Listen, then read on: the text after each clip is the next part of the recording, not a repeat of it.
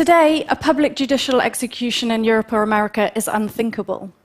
But there are other scenarios that should make us cautious about thinking that things are different now and we don't behave like that anymore. Take, for example, the incidence of suicide baiting. This is when a crowd gathers to watch a person who has climbed to the top of a public building in order to kill themselves. And people in the crowd shout and jeer, "Get on with it, go on and jump." This is a well-recognized phenomenon. One paper in 1981 found that in 10 out of 21 threatened suicide attempts, there was incidents of suicide baiting and jeering from a crowd. And there have been incidents reported in the press this year. This was a very widely reported incident in Telford in Shropshire in March this year. And when it happens today, people take photographs and they take videos on their phones and they post those videos online. When it comes to brutal murderers who post their beheading videos, the internet has created a new kind of crowd. Today, the action takes place in a distant time and place, which gives the viewer a sense of detachment from what's happening, a sense of separation. It's nothing to do with me. It's already happened. We are also offered an unprecedented sense of intimacy. Today, we're all offered front row seats. We can all watch in private, in our own time and space, and no one need ever know that we've clicked on the screen to watch. This sense of separation from other people, from the event itself, seems to be key to understanding our ability to watch. And there are several ways in which the internet creates a sense of detachment that seems to erode individual moral responsibility.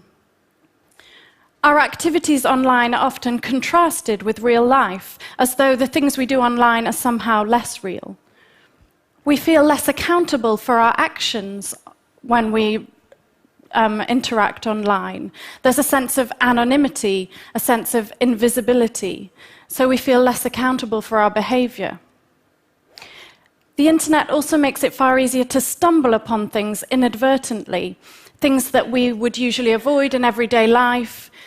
Today, a video can start playing before you even know what you're watching. Or you may be tempted to look at material that you wouldn't look at in everyday life, or you wouldn't look at if you were with other people at the time. And when the action is pre-recorded and takes place in a distant time and space, watching seems like a passive activity. There's nothing I can do about it now, it's already happened. All these things make it easier as an internet user for us to give in to our sense of curiosity about death, to push our personal boundaries, to test our sense of shock, to explore our sense of shock. But we're not passive when we watch. On the contrary, we're fulfilling the murderer's desire to be seen.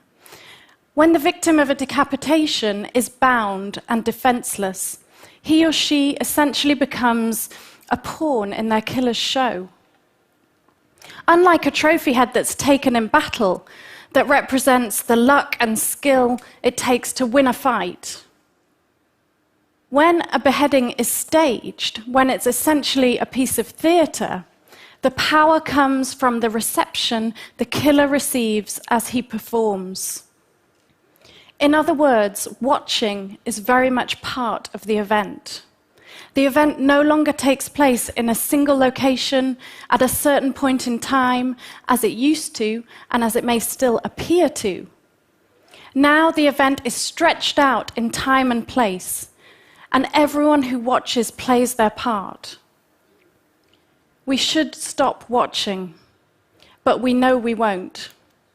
History tells us we won't, and the killers know it too. Thank you.